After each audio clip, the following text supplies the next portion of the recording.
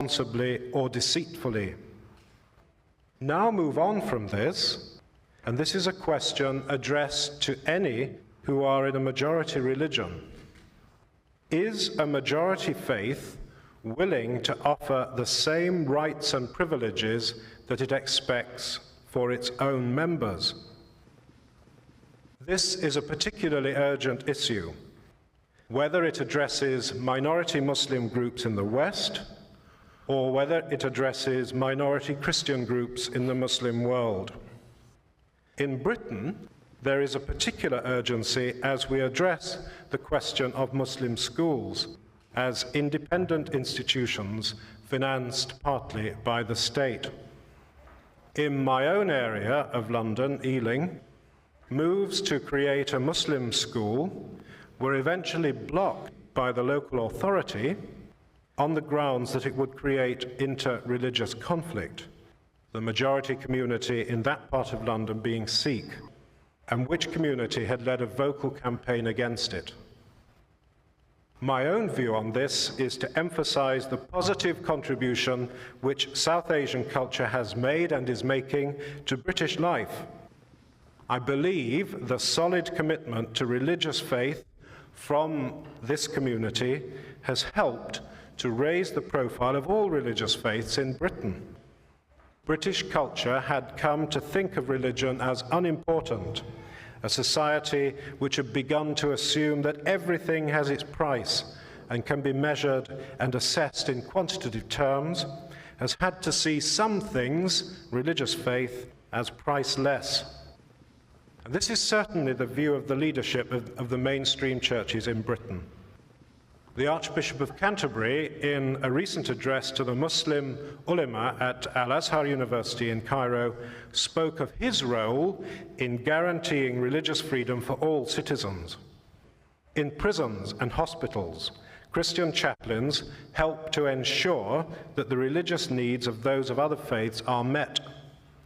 The Church of England has helped to finance a major academic and policy-making study on the role of the faith communities within Britain.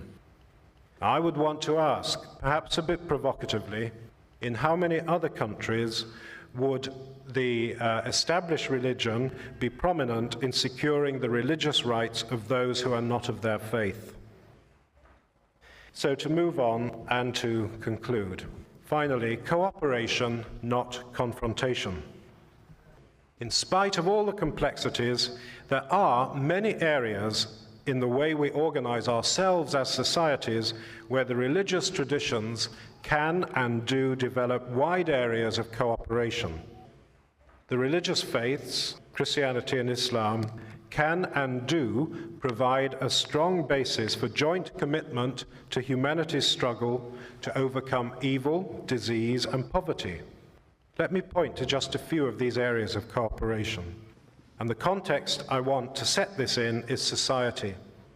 Devout followers of all faiths are encouraged to be responsible citizens and good neighbors.